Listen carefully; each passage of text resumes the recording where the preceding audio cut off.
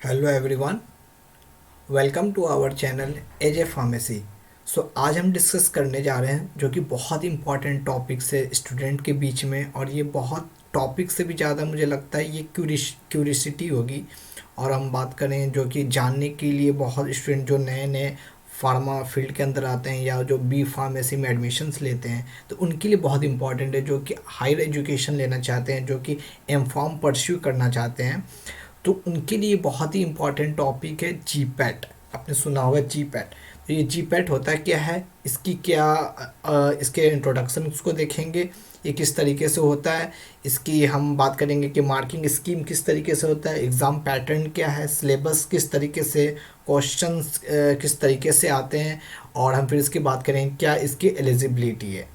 तो चलिए इस वीडियो को शुरू करते हैं और ध्यान से समझते हैं कि जीपैट किस तरीके से होता है। क्योंकि अगर हमें किसी गोल को अचीव करना है तो पहले हमें पता होना चाहिए कि जो सामने वाला गोल है वो किस तरीके से डिज़ाइन है, so that we can crack it correctly and definitely. So let's start with. पहले हम जानते हैं कि जीपैट होता क्या है। तो ये बहुत ही इम्पॉर्टेंट एग्ज़ाम है for pharma student, that is we are talking about GPAT. इसकी अगर हम फुल फॉर्म की बात करें तो ये हमारा होता है ग्रेजुएट, इसको हम बोलते हैं graduate pharmacy pharmacy aptitude aptitude test. तो इसका फुल फॉर्म क्या है, यह है हमारा graduate pharmacy aptitude test, that is GPAT. इसकी थोड़ी हिस्ट्री की हम बात कर रहे हैं। तो ये जो हमारे हम बात कर रहे हैं हिस्ट्री की जीपैट की, हम बात कर लेते हैं इसकी हिस्ट्री के बारे में। तो हम बात करें इसकी जो हिस्ट्री है, इसमें क्या है कि जो जीपैट थी पहले 2018 से पहले, हम बात कर रहे हैं कि टिल 218 2000 सॉरी 218 हम कह रहे हैं 2018 से पहले इसको जो कंडक्ट करती थी वो करती थी AICTE। ये इसको कंडक्ट करती थी अंडर विच डिपार्टमेंट।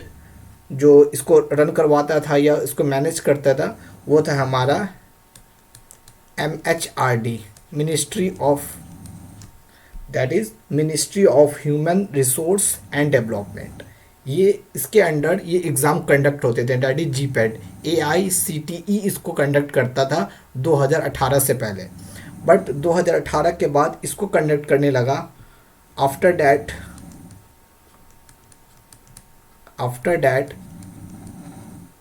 इस एग्ज़ाम को कंडक्ट करने लगा NTA, जो कि नीट को भी कंडक्ट करता है, that is national testing agency, इस एग्ज़ाम को कंडक्ट करने लगा। ये तो हमारा था कि जीपैट का क्या हमारा हिस्ट्री है। अगर हम बात करें जो इस एग्ज़ाम को सारे कॉलेज रिकोगनाइज करते हैं, अप्रूव्ड करते हैं। अगर आप परस्यू करना चाहते हो एम फार्म की एजुकेशन किसी भी कॉलेज के लिए, तो ये हमें समझ आ गया जीपैट किस लिए होता है। ये नेशनल एग्ज़ाम है। तो ये हमारा क्या है, national type of entrance exam है। ये किस टाइप का है, नेशनल एंट्रेंस एग्ज़ाम है for taking admission in M pharm. किसके लिए होता है, एम फॉर्म में एडमिशन्स के लिए इस एग्ज़ाम को दिया जाता है। यही है हमारा जीपैट। अब हम बात करते हैं क्या इसका बेनिफिट है। बेनिफिट देखते हैं। पहला बेनिफिट तो ये कि आपको गवर्नमेंट कॉलेज मिल जाएगा। तो हम इसकी पहले बात कर लेते हैं बेनिफिट की ऑफ जीपैट। इसकी पहली बेनिफिट की अगर हम बात करते हैं तो इसका जो पहला बेनिफिट होता है कि पहले आपको तो गवर्नमेंट कॉलेज मिल जाएगा, एडमिशन्स मिल जाएगा एम फॉर्म प्रोग्राम के अंदर। एम फॉर्म प्रोग्राम के अंदर आपको क्या मिल जाएगा, एडमिशन मिल जाएगा, आप एलिजिबल हो जाओगे। दूसरा इसमें क्या होता है, स्टाइपेंड मनी मिलती है आपको। स्टाइपेंड मनी क्या होती है, ये एक रेगुलर इनकम होता है जो कि गवर्नमेंट देती है स्टूडेंट्स को। यहाँ पे उल्टा होता है, आपको पढ़ने के लिए पैसे मिल रहे हैं, ठीक है। तो यहाँ पे गवर्नमेंट आपको पैसे दे रही है, 2 साल तक ये पैसे मिलते हैं। और ये जो पैसे होते हैं ये होते हैं हमारे ₹12,400। ₹12,400 पर मंथ आपको मिलेंगे 2 साल तक, जब तक आपका एम फॉर्म क्लियर ना हो। अब ऐसा नहीं है कि बैक लगाते जाओगे तो मिलता रहेगा, ऐसा नहीं है। ये मिलता है तब 2 साल तक आपको ये मिलेगा। ठीक है, स्टेपन मनी फॉर 2 ईयर्स। ठीक है, ये तो हमारा बेनिफिट हो गया ऑफ जीपैट। अब हम इसकी बात करेंगे एग्जामिनेशन पैटर्न क्या है। ठीक है, एग्जामिनेशन पैटर्न क्या होगा इस एग्ज़ाम पैटर्न क्या है।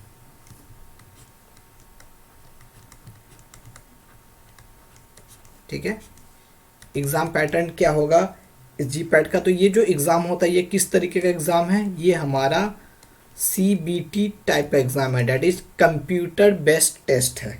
ठीक है, पहला चीज़ तो ये इसका पैटर्न में पहली चीज़ तो हमें ये समझ आई। दूसरा क्या है कि इसमें जो होते हैं, हम बात करें टोटल क्वेश्चन होते हैं, कितने होते हैं टोटल क्वेश्चन, 125 होते हैं। तो टोटल क्वेश्चंस इस एग्ज़ाम के अंदर आपको कितने मिलेंगे, 125। 125 आपके टोटल क्वेश्चन है इसके अंदर।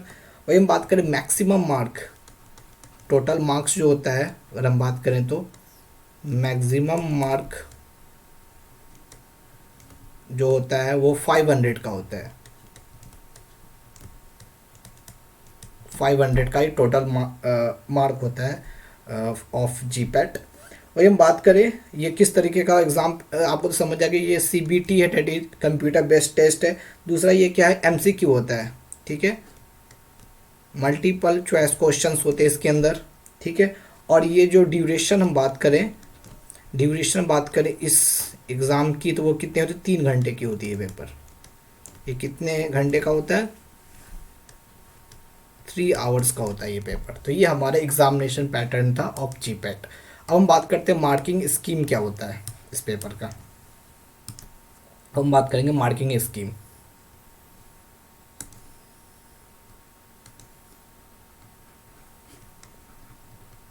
मार्किंग स्कीम, मार्किंग स्कीम क्या होता है इस पेपर का। ठीक है, तो पहली बात करें, अगर आपने हर करेक्ट आंसर दिया, एवरी करेक्ट आंसर पे आपको 4 मार्क्स मिलेंगे। एवरी करेक्ट आंसर पे आपको कितने मिलने वाले हैं, +4 मार्क्स आपको मिलेंगे। ठीक है, पहली चीज़ तो ये, अगर आपने गलत किया, रॉन्ग या इनकरेक्ट यहाँ पे एवरी, हर इनकरेक्ट आंसर पे आपके जो क्या होंगे, -1 मार्क्स होंगे। क्या होंगे, -1 मार्क्स डिडक्ट कर लिए जाएंगे आपके स्कोर मार्क्स में से। ठीक है, -1 मार्क्स क्या कर लेंगे हम, जो भी एग्जामिनर होगा, जो एग्ज़ाम पैटर्न चल रहा है, जिस तरीके से एग्ज़ाम चल रहा है, जहाँ से पेपर हो रहा है, वो -1 आपके क्या कर लेंगे, हर एक इनकरेक्ट पे, तो नेगेटिव मार्किंग है यहाँ पे। ठीक है, तो डिडक्ट कर लिए जाएंगे। ठीक है, और अगर आपने अनअटेम्प्ट कर दिया है, अगर क्वेश्चन अनअटेम्प्ट है, तो इस केस में आपके कोई मार्क्स नहीं कटेंगे। अगर आपने क्वेश्चन को अनअटेम्प्ट रखा है तो नो मार्क्स आप पे क्या होंगे, कटेंगे। ठीक है, तो ये हमारा मार्किंग स्कीम था ऑफ जीपैट। ठीक है, ये बहुत इंपॉर्टेंट था समझने के लिए। अब हम देखेंगे कि इसकी एलिजिबिलिटी क्या है इस पेपर की। अब हम बात करेंगे एलिजिबिलिटी क्या है, ये बहुत इंपॉर्टेंट है। ये कौन कौन बच्चे इस पेपर में बैठ सकते हैं और इस पेपर को दे सकते हैं। ठीक है, तो हम देख लेते हैं। ओके, तो हम बात करेंगे एलिजिबिलिटी की।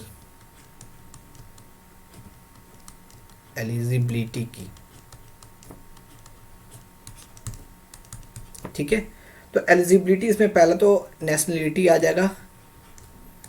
ऑब्वियसली अगर आपको इस पेपर में बैठना है तो आपको इंडिया का सिटीजनशिप होना ज़रूरी है। ठीक है, पहली चीज़ तो ये। दूसरी दूसरी चीज़ एज। इस पेपर के अंदर कोई भी एज रिस्ट्रिक्शन नहीं है, तो नो रिस्ट्रिक्शन आर देयर। कितने पेपर में क्या होते हैं, हमें एज रिस्ट्रिक्शन डिफाइन होते हैं, लेकिन इस पेपर में कोई नहीं है एज ऑफ नाउ। ठीक है, फिर हम बात करें इस पेपर को देने के लिए जो एकेडमिक क्वालिफ़िकेशन क्या है, ये बहुत इम्पॉर्टेंट है। एकेडमिक क्वालिफ़िकेशन, एकेडमिक क्वालिफ़िकेशन क्या होगा for filling out this paper. तो बात करें तो पहली तो क्या होगा, अब एक इक्वेशन को आप हमेशा याद करोगे, 10 + 2 + 4, मतलब 10 आपका होना चाहिए, 10th ऑब्वियसली, मैट्रिक होना चाहिए, इंटर होना चाहिए, और 4th मतलब आप शुड परस्यू करना चाहिए बी फार्मेसी, मतलब कि डी फार्म एलिजिबल नहीं होते जीपैट के लिए, आपको बी फार्म परस्यू करना होगा, तभी आप एलिजिबल हो फॉर दिस पेपर। दूसरी बात इम्पॉर्टेंट ये है कि अगर आप लास्ट ईयर में हो, ठीक है, तो आप इस पेपर को दे सकते हो, ईजिली इस पेपर को दे सकते हो। ठीक है, और हम बात करते हैं बहुत ही इंपॉर्टेंट डिस्क्लेमर, हम बात करें इस पेपर को कौन नहीं दे सकते हैं, who can't give, who can't give. तो ये भी है कि बहुत लोग जैसे आप बात करोगे बीटेक होता है फार्मास्यूटिकल्स के अंदर, और भी कुछ कोर्स होते हैं, जैसे आप बात करोगे फाइन केमिकल टेक्नोलॉजी डोमेन्स भी होते हैं जो कि फार्मा फील्ड में ही आता है, लेकिन अगर आप इस तरीके का कुछ कोर्स कर रहे हो तो आप नहीं दे सकते। तो जो बीटेक कर रहे हैं, फार्मास्यूटिकल्स में बीटेक भी होता है, जो बीटेक कर रहे हैं फार्मास्यूटिकल्स में, वो नहीं दे सकते इस पेपर को, वो नहीं दे सकते। और जैसे हम बात करते हैं फाइन केमिकल टेक्नोलॉजी डोमेन्स होते हैं, वो भी नहीं दे सकते इस पेपर को। ठीक है, और जो भी हम बात करें जो डिसेबिलिटी वाले पर्सन्स होते हैं या कैंडिडेट होते हैं, वो इस पेपर को दे सकते हैं। ठीक है, वो भी इस पेपर को दे सकते हैं, ऐसा कुछ नहीं कि अगर आपके अंदर डिसेबिलिटी है तो आप इस पेपर को नहीं दे सकते। तो ये हम बात की, हमने बात करें एलिजिबिलिटी पैटर्न ऑफ जीपैट। अब सबसे इम्पॉर्टेंट ये है कि इसका जो ये होता है एग्जामिनेशन सिलेबस किस तरीके से डिज़ाइन किया जाता है, ये बहुत इम्पॉर्टेंट है। तो एक्चुअली अगर आप इसके सिलेबस के अंदर जाओगे तो बहुत बड़ा है ये अगर आप सोच रहे हो कि सारा चीज़ हम कवर कर लें तो it is not very easy. So we have to be smart there. यहाँ पे हमें एक स्मार्ट अप्रोच यूज करना है। स्मार्ट अप्रोच क्या होगा, ये है सबसे इम्पॉर्टेंट बात। तो हमें स्मार्ट अप्रोच यहाँ देखना है, स्मार्ट अप्रोच देखना है। तो स्मार्ट अप्रोच क्या है फॉर क्रैकिंग दिस पेपर। तो अगर आप बात करोगे ना, तो इसमें जो एग्ज़ाम का सिलेबस जो है जीपैट का, वो दो तरीके का है। एक तो होता है हमारा माइनर सब्जेक्ट, एक होता है हमारा मेजर सब्जेक्ट। ठीक है, तो हम बात करें इसमें दो तरह के सब्जेक्ट्स में से क्वेश्चन आते हैं। एक तो होते हैं हमारे माइनर्स, पहले मैं माइनर्स की बात कर लेता हूँ। माइनर सब्जेक्ट, माइनर लिखता हूँ यहाँ पे मैं, ठीक है, माइनर सब्जेक्ट्स। अब इस माइनर सब्जेक्ट में क्या क्या आ जाते हैं, मैं कुछ एग्जांपल ले लूँगा। जैसे फॉर एग्जांपल हमारे जैसे आएंगे HAP, human anatomy and physiology, और जैसे हमारे आ गए बायोकेमिस्ट्री,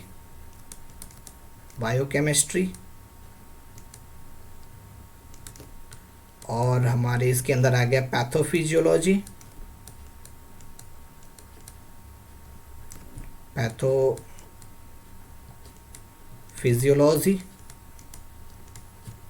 फिर और इसके अंदर हम बात करें और सब्जेक्ट जो आ जाएंगे हमारे फार्मास्यूटिकल ज्यूरिस्प्रूडेंस भी आ गए,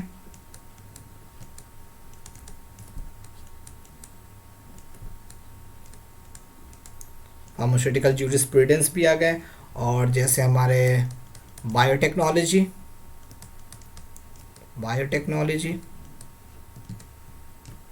और हमारे आ गए माइक्रोबायोलॉजी। तो ये हमारे कुछ एग्जाम्पल हैं of minor subjects of GPAT के सिलेबस के अकॉर्डिंग। तो ये हमारे माइनर सब्जेक्ट हैं, क्योंकि हमने इसमें ध्यान कम ही देना है, ज़्यादा हम मेजर पे ध्यान देंगे। लेकिन ये सब्जेक्ट हमारे एचएपी होंगे, बायोकेमिस्ट्री हो गया, पैथोफिजियोलॉजी हो गया, फार्मास्यूटिकल ज्यूरिस्प्रूडेंस होंगे, बायोटेक्नोलॉजी हो गया, और हमारे माइक्रोबायोलॉजी, जो कि हमारे माइनर सब्जेक्ट हो जाते हैं। अब हम बात करते हैं मेजर सब्जेक्ट के बारे में। ये कौन से मेजर सब्जेक्ट होते हैं जीपैट के लिए? तो हम बात करेंगे मेजर सब्जेक्ट। मेजर सब्जेक्ट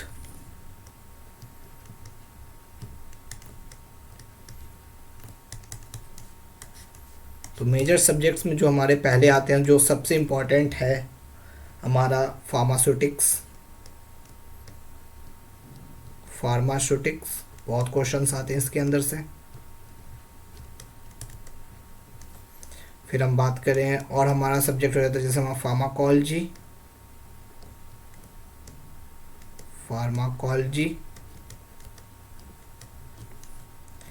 फिर हमारे और सब्जेक्ट इसके अंदर आ जाते हैं हमारे फार्मास्यूटिकल केमिस्ट्री, जिसको मेडिसिनल केमिस्ट्री भी बोलते हैं। फिर हमारे इसके अंदर आ जाते हैं जैसे हमारे फार्मास्यूटिकल एनालिसिस,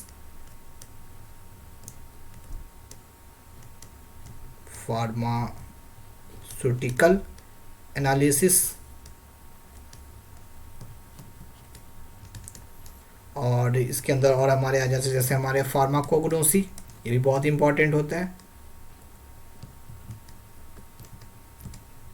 फार्माकोग्नोसी। तो ये हमारे कुछ इंपॉर्टेंट सब्जेक्ट्स थे जो कि जीपैट के अंदर आते हैं, जो कि हमारे मेजर और माइनर। तो हमें ध्यान किस पे देना है? मेजर पे देना है। जैसे हमारे सूटिक्स पे ज़्यादा ध्यान देना है, कोलॉजी पे ज़्यादा ध्यान देना है, मेडिसिनल केमिस्ट्री पे ज़्यादा ध्यान देना है, फार्मास्यूटिकल एनालिसिस पे ज़्यादा ध्यान देना है, और फार्माकोग्नोसी पे बहुत ज़्यादा ध्यान देना है। तो आप ज़्यादा पहले तो इन चीज़ों पे ध्यान दोगे। अगर इसका सिलेबस कंप्लीट होता है, फिर आप ऊपर को देखोगे जो हमारे माइनर सब्जेक्ट है, फिर आप उन पे ध्यान दोगे। और बाकी सिलेबस जो है हम इसको चैनल पे जरूर अपलोड कर देंगे, जो कंप्लीट सिलेबस होगा जीपैट का। अब हम बात करते हैं क्वेश्चन किस तरीके से आते हैं, कितने कितने क्वेश्चन आएंगे सारे सब्जेक्ट से, ये देख लेते हैं। ये बहुत इंपॉर्टेंट है। बाकी चीज़ हम जो इसके सिलेबस होगी आपको पीडीएफ के फॉर्म में हमारे चैनल के ऊपर हम जल्दी अवेलेबल करवा देंगे। फिर हम बात करें जो क्वेश्चंस जो होंगे किस तरीके से आएंगे, तो हम देख लेते हैं क्वेश्चंस को किस तरीके से क्वेश्चंस इसके अंदर देखने को मिलेंगे। ठीक है, तो हम बात करें जो हमारा फार्मास्यूटिकल केमिस्ट्री है या मेडिसिनल केमिस्ट्री है, हमने कितना बोला था? 125 है ना, टोटल क्वेश्चन होते हैं। तो फार्मास्यूटिकल केमिस्ट्री से कितने होते हैं? 38 क्वेश्चंस होते हैं, है ना, 38 क्वेश्चंस होते हैं। वही हम बात करें फार्मास्यूटिक्स, इससे भी 38 होते हैं। मैंने बोला था बहुत इंपॉर्टेंट सब्जेक्ट है फार्मास्यूटिक्स, इससे भी कितने होते हैं? 38 क्वेश्चंस होते हैं। ठीक है, फिर हम बात करें फार्माकोग्नोसी, इससे आपको 10 क्वेश्चन देखने को मिलते हैं। फार्माकोग्नोसी,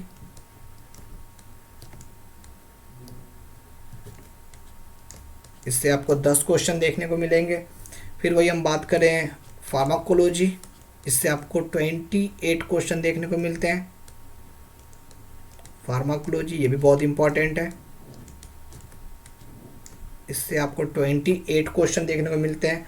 और जो हम बात करें बाकी सब्जेक्ट है, अदर सब्जेक्ट, उससे आपको अप्रॉक्स 11 क्वेश्चन देखने को मिल जाते हैं। तो अदर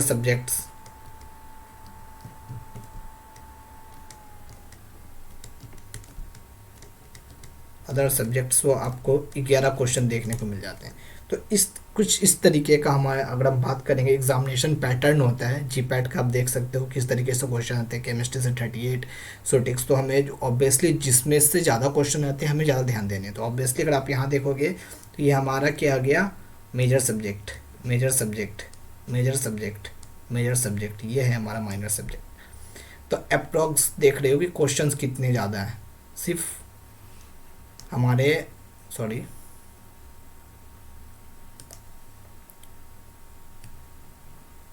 ठीक है, अगर आप देखोगे तो यहाँ से कितने सारे क्वेश्चंस बन रहे हैं, है ना, इतने सारे क्वेश्चंस यहाँ से आ रहे हैं। सिर्फ 11 क्वेश्चंस आपके माइनर से आएंगे, सिर्फ 11। ये एक पैटर्न है जीपैट का। तो माइनर से कितने आ रहे हैं, सिर्फ 11, मतलब हमें ज़्यादा ध्यान देना है मेजर पे। अब मेजर से क्वेश्चन बहुत ही ये होते हैं, थोड़े से टफ होते हैं, तो इसका जो स्ट्रेटेजी होता है हम इसको ज़रूर अपलोड करेंगे किस तरीके से होता है।